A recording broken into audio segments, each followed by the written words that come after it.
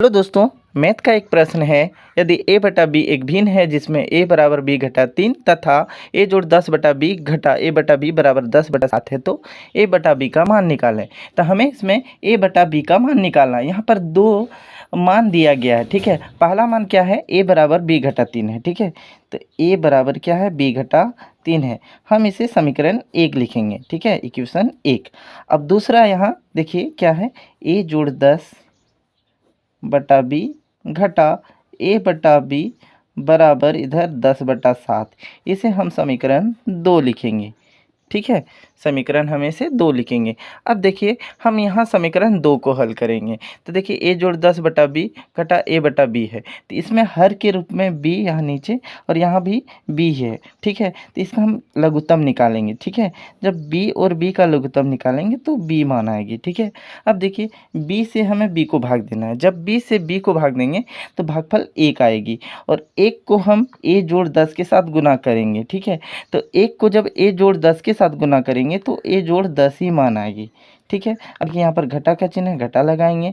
अब b से b को भाग देना है, तो b से b को भाग देंगे तो भागफल 1 बचेगी। अब ऊपर में देखिए यहाँ a है ना, तो इस 1 को a से गुना करेंगे। जब 1 को a से गुना करेंगे तो a मान आएगा, ठीक है। बराबर इधर 10 बटा 7 लिखा हुआ है, इसे उतार देंगे। अब देखिए यहाँ पर a इस जगह पर प्लस है, तो प्लस a और घटा a दोनों कट जाएंगे, ठीक है। ये दोनों कट गए तो बचा क्या, यहाँ 10 बचा। 10 बटा b बराबर इधर 10 बटा 7, कुछ इस तरह से ना।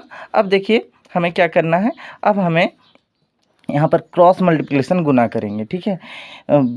b को 10 से गुना करेंगे और 10 को 7 से गुना करेंगे, क्रॉस मल्टीप्लिकेशन गुना, ठीक है।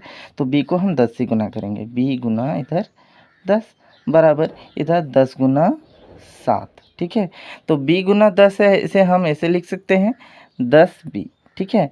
और बराबर 10 सते इधर 70। तो 10 और b के बीच में यहाँ गुना छिपा हुआ, और जब इस 10 को बराबर की इस ओर लाएंगे तो ये भाग हो जाएगी, ठीक है। जिसे 70 बटा 10 के रूप में लिखेंगे, ठीक है। 70 बटा 10 के रूप में लिखेंगे। अब देखिए यहाँ पर देखिए 1 0 कट गई, तो b बराबर जो वैल्यू आया वो कितना, 7 आया। 7 बटा 1 को 7 के रूप में लिखते हैं, तो b का मान कितना आया, तो 7 आया, ठीक है। अब इसी से हमें समीकरण 1 का मान, देखिए समीकरण 1 में a बराबर b घटा 3 है, तो यहाँ से हम a का मान निकालेंगे, ठीक है। तो समीकरण a में जो था, 1 में था सॉरी, वो क्या था, b घटा 3, ठीक है।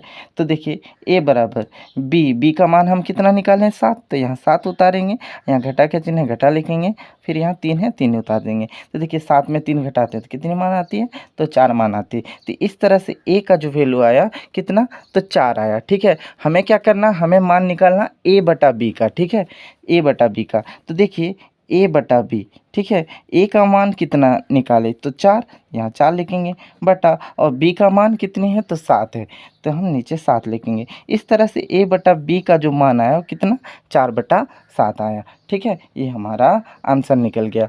उम्मीद करता हूँ कि आपको ये सभी समझ में आ गए होगी। तब तक के लिए इतना ही। देखने के लिए धन्यवाद।